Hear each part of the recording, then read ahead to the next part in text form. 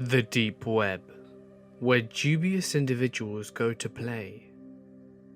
I hope you're comfortable.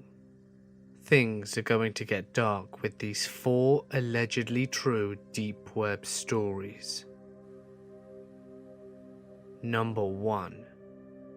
This story is 100% true, and is about an experience I had going on the deep web.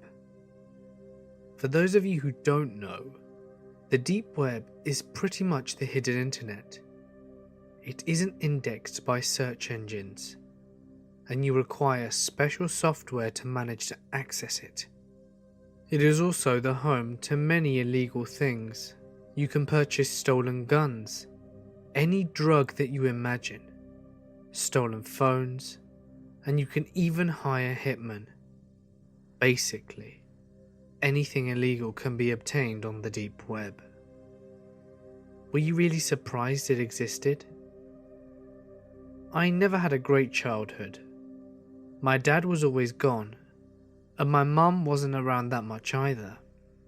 When she was, it was normally verbal or physical abuse, and I always needed a way to escape it all, whether it be playing video games, watching movies, or even drinking.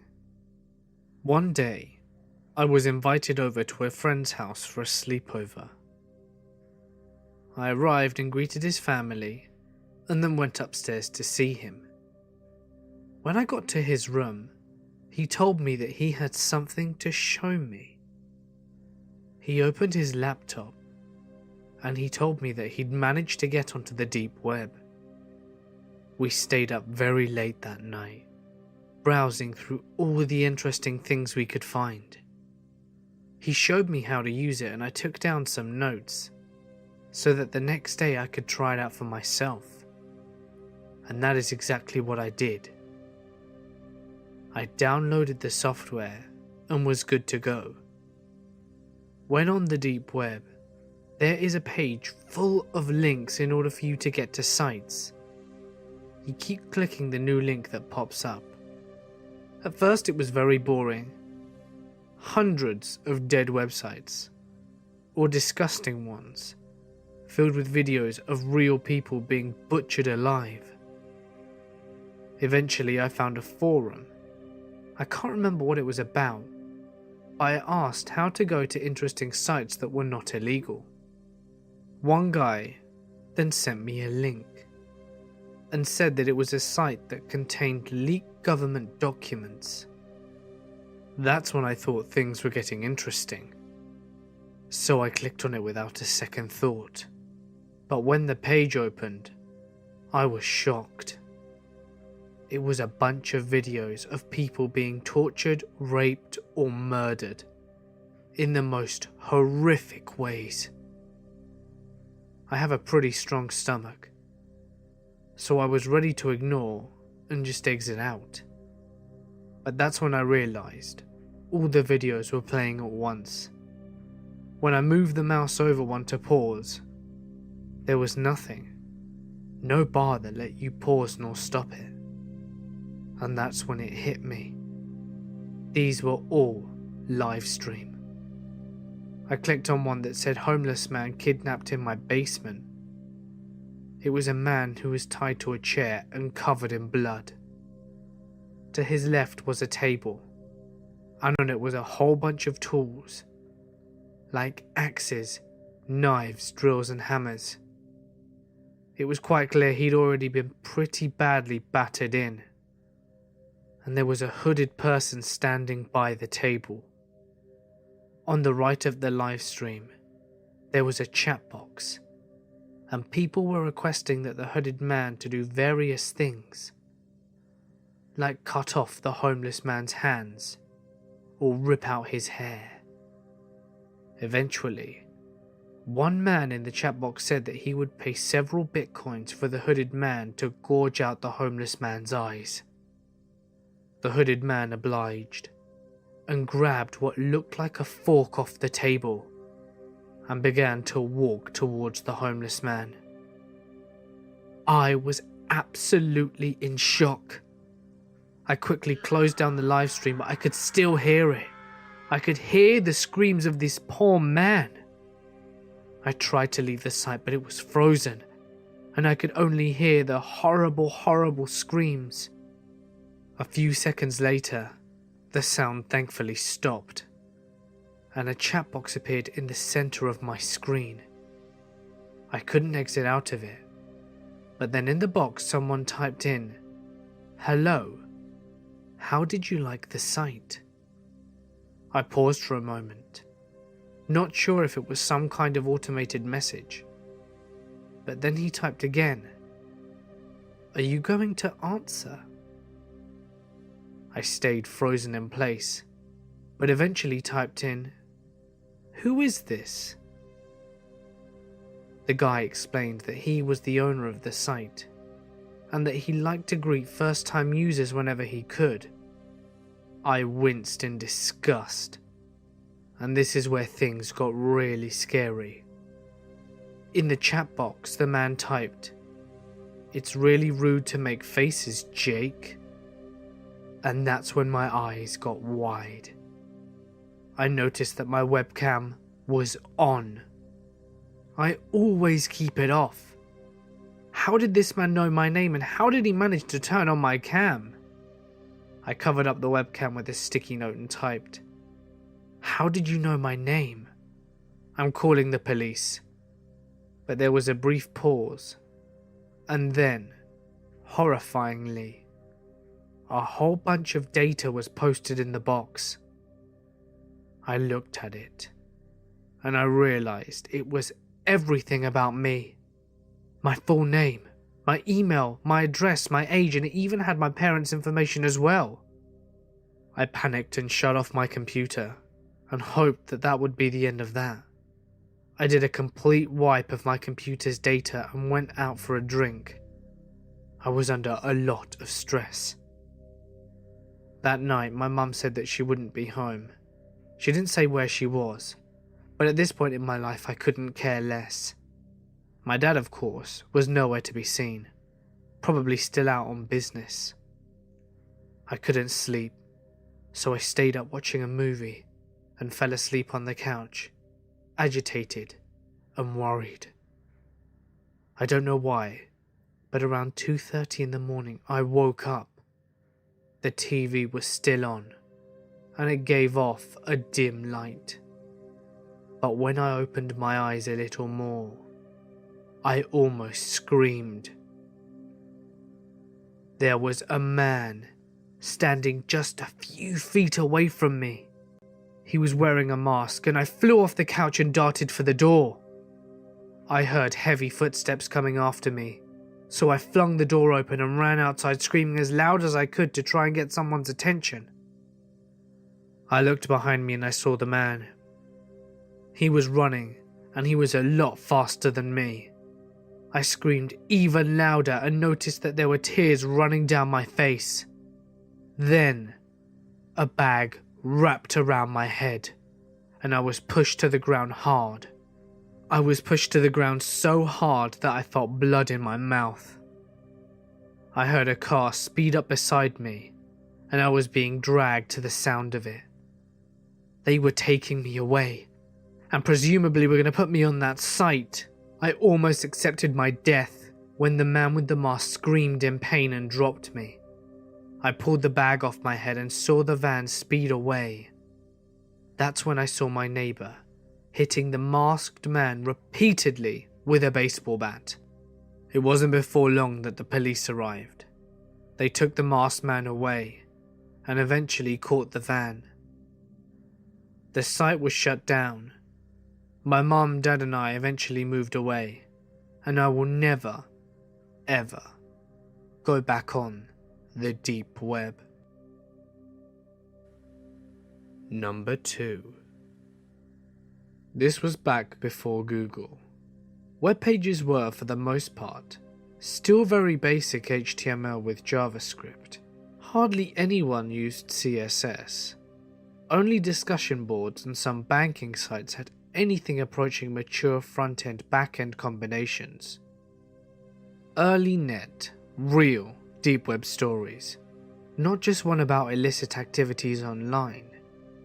I was browsing random blogs, GeoCity sites and stuff like that, just going from link to link. Eventually, I came upon an odd page. It just appeared to be random thoughts from different people, but for the time, it was very well designed. The messages seemed cryptic in nature, like several people were trying to pass secret notes. I started through the source, and hidden in the comments of the JavaScript were various IP addresses. I gathered all of the IPs in a text file and began enumerating. Some were routers with banner images which I could telnet to, almost all at universities. The default Cisco credentials from back in the day worked on most of them, but I didn't bother poking around. A few of the IPs were web servers, with little to nothing on them. Most Apache or Linux, some BDS, and at least one IIS server. I finally came upon a web server with a huge directory of HTML files and TIFF files, with a few smaller subdirectories containing the same. NSLOOKUP returned no reverse results from the IP, and a visual router traced it as far as Colorado. The HTML files appeared to be records of a psychologist or a similar mental health professional. The images were of faxes, apparently of both military and medical nature. As I browsed from a subdirectory back to the parent, I noticed that they had just added an HTML file entitled 1. Hello there. This timestamp was from right now, right that minute. I opened it in plain text, and the message was, "We see you." About 15 seconds later, the server dropped. Number 3. Hello. I'm 26 years old. I have blonde hair, blue eyes, and I'm a normal kind of girl. I know it seems pointless to say this now, but I promise it's important information, and it will mean a lot later in this message. It's hard to decide where to start, so I'll run you from the beginning, I suppose. 2 weeks ago, I was out on my daily run in the morning before work. There was fog in the air. I remember this distinctly because it was so thick that it actually made it hard to see about 10 meters in front of you. But still, I needed to go jogging. And then all of a sudden, a dark red SUV started to become visible through the heavy fog. I don't know what happened here, as it was all so fast. 1 minute I was running my normal route, and the next, I was grabbed and thrown into the SUV. I suppose they used chloroform or something to knock me out, because when I came back to it, I was in a solid white room. Absolutely nothing in it but me.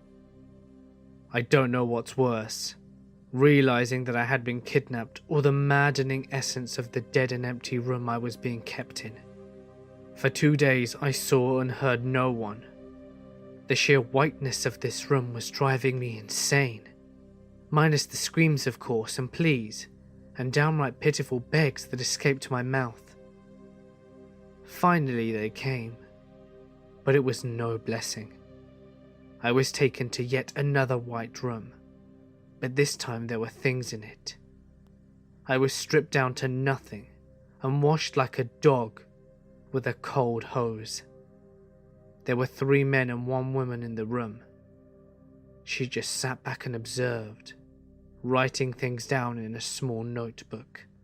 The men heckled me, tossed me around between them, and they touched me. But blessedly, the woman spoke up before it went any further. She had a very thick German accent, and I remember she told them to wait, as she didn't want to spoil me.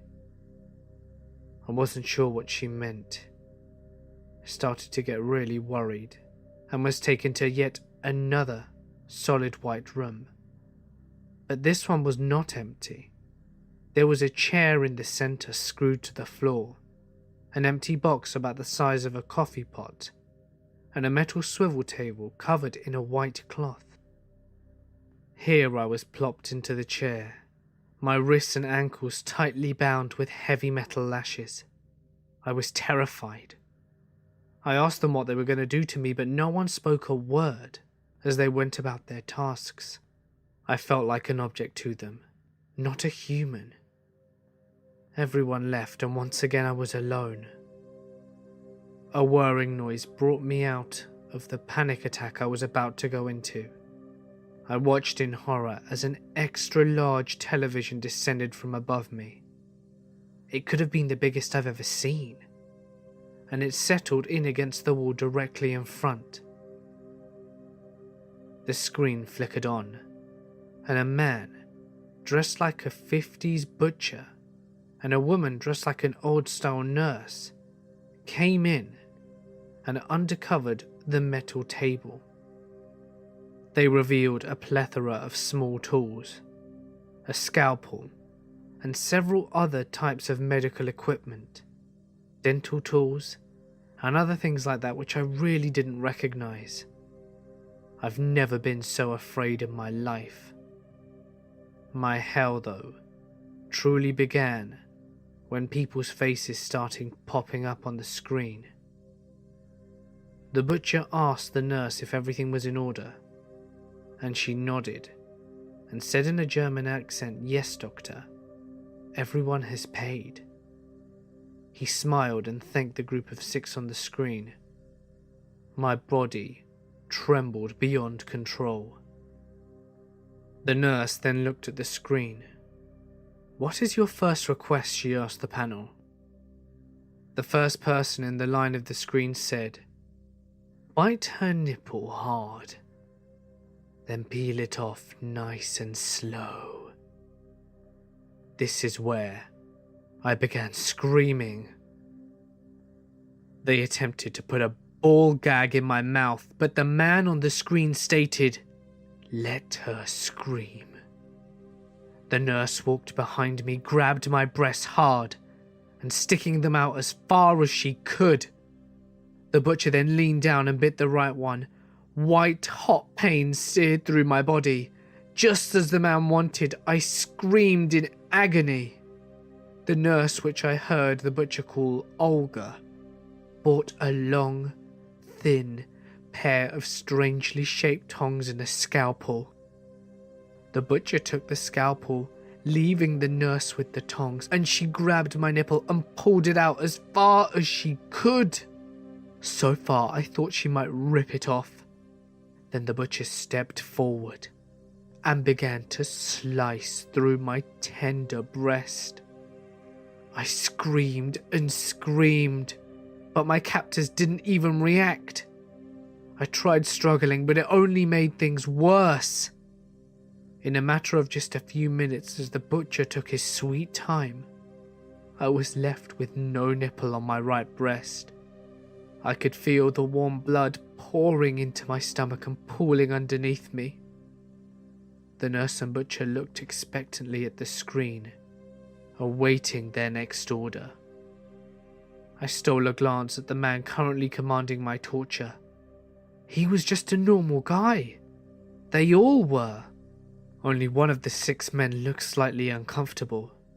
They wore suits and ties and looked like professionals, each appearing to have just stepped out of the office. I couldn't believe what I was seeing. I was not sure what to expect, but not suit and tie office-wearing people. My heart sank. If these guys were capable of this, then anyone was. Struggling against my restraints, determined not to suffer any longer, I cried and cursed at the men behind the damned television screen. I cursed the butcher and the nurse, and I continued my triad until I heard one of the men's voices say, "Undo her and beat her against the walls." I looked back up in shock. Was there no end to this cruelty? Quickly, the nurse moved the cart of horror toys out the room and returned to my side. Together they removed my shackles and I was free. I bolted for the door, but was yanked backwards from my hair hard. Again I screamed in pain, which seemed to please everyone even more. Before I could even fall, the butcher swung me around, still holding my hair, and slammed me into the opposite wall. I hit it hard enough to knock the wind out of my lungs. And again, before I was even able to think of what I was to do, I was slammed into another wall, and then another, and another, until the man with the request said that it was enough. The butcher grabbed me by my upper arm and forced me to the front of the screen. I had never felt so exposed. Blood dripping from my face and breast. I was so vulnerable and felt so small. The smallest and weakest I'd ever felt in my whole life. I prayed that they were done. But the nurse stepped forward and said, "You have 7 minutes of pay time remaining. What will your final wish for our little beauty here be?" There was a silence for a moment, as the men seemed to be deciding what they wanted for the finale. But the request was nothing I braced for. Rape her. I was floored. I begged and pleaded that they change their minds to the butcher to please no, but my words fell on deaf ears, and the butcher seemed determined to oblige, as I heard the sound of his leather apron hit the floor and his belt come undone. He still had me by my arm. I struggled with all my might to get away, but I was jarred when the hulk of a man turned and backhanded me right across my face. I nearly fell, and he used this to his advantage, throwing me the rest of the way to the ground, positioning me so that the men could see everything from a sideways view. "Make it rough," one of the men called. The butcher clawed over the top of me and smiled. "With pleasure," he said, wrapping one large, beefy hand around my throat and pushing me down.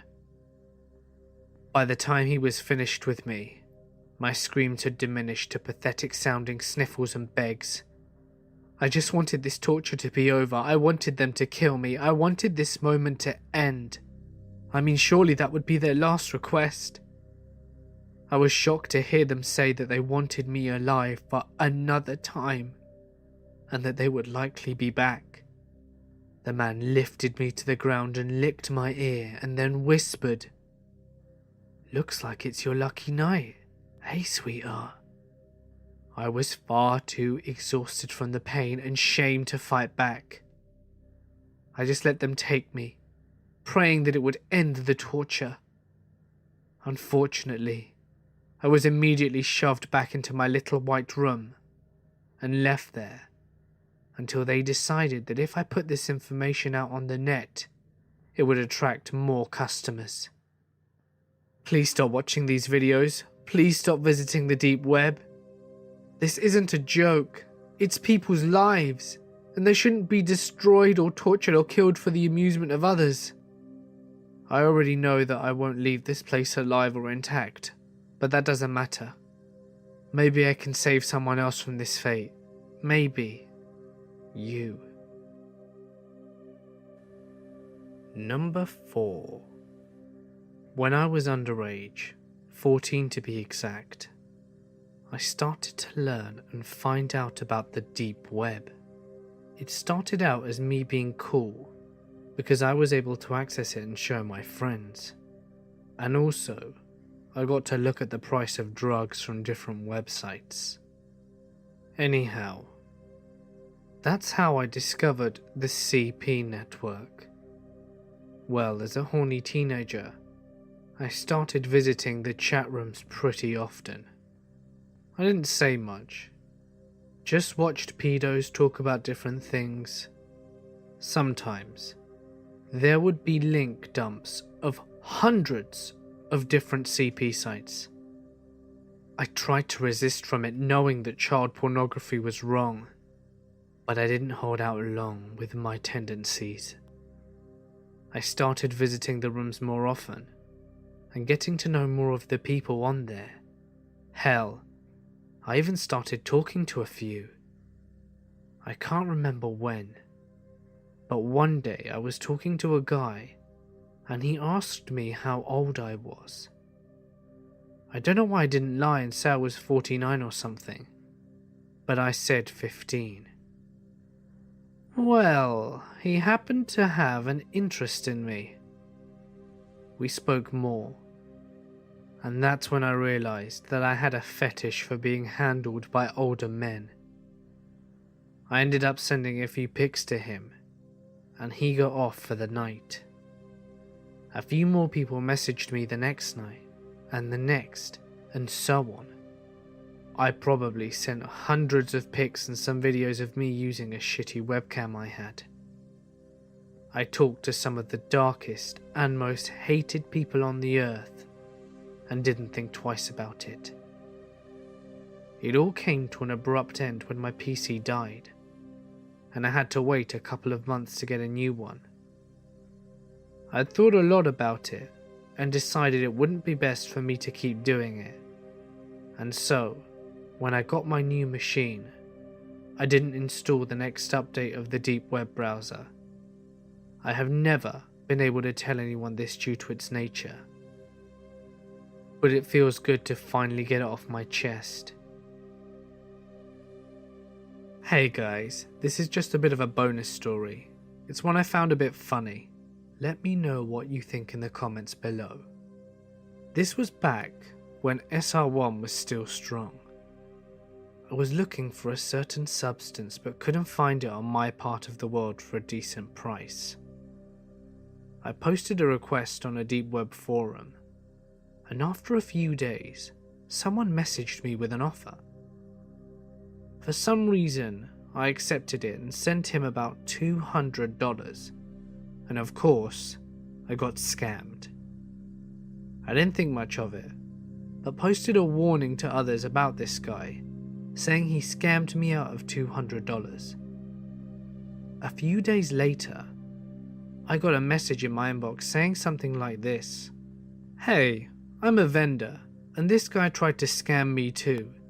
He just ordered an ounce of MDMA from me, and an ounce of sweet sugar crystals are on the way to his mailbox. Please send me your BTC address, and I will send you the $200 he scammed you out of." The very next day, I had my $200 back, and a deep respect for the deep web community. Hey guys, it's Mort here, and thank you so much for listening. I first want to shout out the amazing artist Anjexi, who made this thumbnail. I love all of her work, and you can check out her channel in the description or wait for the link at the end of the video. I really recommend you check her out, she's incredible. I'm going to be the first to say that I've never actually been on the deep web, but if you have, I'd love to know what you got up to and what you saw, so tell me about it in the comments section. But for now, let's see what's next on our suggestion wheel.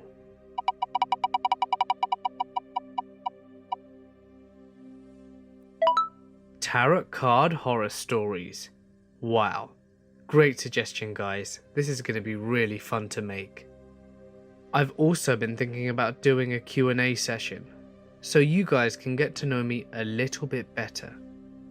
If you want that, please let me know and shoot me your questions here or on Twitter or Instagram, links in the description.